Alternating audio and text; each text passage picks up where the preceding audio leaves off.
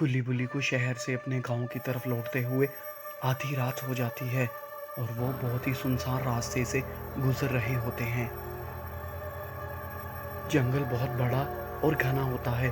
अभी उन दोनों ने आधा रास्ता ही तय किया होता है कि गुल्ली और बुल्ली को भूख सताने लगती है।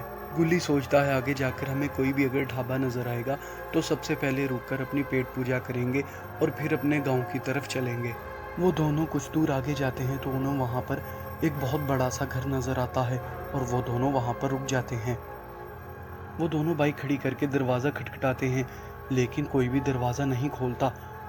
फिर गुल्ली बुल्ली दोनों ऐसे ही घर के अंदर घुस जाते हैं लेकिन उन्हें घर के अंदर कोई भी नज़र नहीं आता। फिर गुल्ली बुल्ली घर के और अंदर जाने का फैसला करते हैं और फिर वो घर के कॉरिडोर में दाखिल हो जाते हैं। वो कॉरिडोर काफ़ी लंबा होता है, उन्हें कॉरिडोर में भी कोई नज़र नहीं आता। गुल्ली बुल्ली जैसे ही चलना शुरू करते हैं उनके पीछे एक सफ़ेद कलर का कपड़ा हवा में उड़ता हुआ उनके साथ साथ चलना शुरू कर देता है। गुल्ली बुल्ली को ऐसा फील होता है कि जैसे उनके पीछे कोई चल रहा है। वो रुक जाते हैं और फिर पीछे मुड़कर देखते हैं कि वहाँ पर कौन है, लेकिन वहाँ पर कोई मौजूद नहीं होता। कि तभी उन्हें एक और रूम नज़र आता है और वो दोनों उसी रूम के अंदर आ जाते हैं लेकिन वहाँ पर भी कोई मौजूद नहीं होता। फिर वो दोनों सोफे पर बैठ जाते हैं और किसी के आने का इंतज़ार करते हैं कि कोई वहाँ पर आए और वो दोनों उनसे खाना मांगे। गुल्ली बाइक चलाने की वजह से बहुत थक चुका होता है और वहीं सोफे पर सो जाता है और बुल्ली अपना मोबाइल निकाल कर यूज़ करने लग जाता है। कि तभी बुल्ली आराम आराम से हवा में उड़ता हुआ बैठा होता है और उसे इस बात का पता भी नहीं चलता।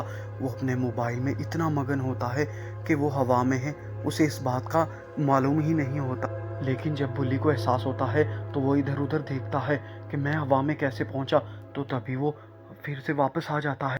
बुल्ली बहुत डर जाता है और फिर वो गुल्ली को आवाज़ देकर जगाता है और उसे सारी बात बताता है कि कैसे वो हवा में बैठा हुआ था।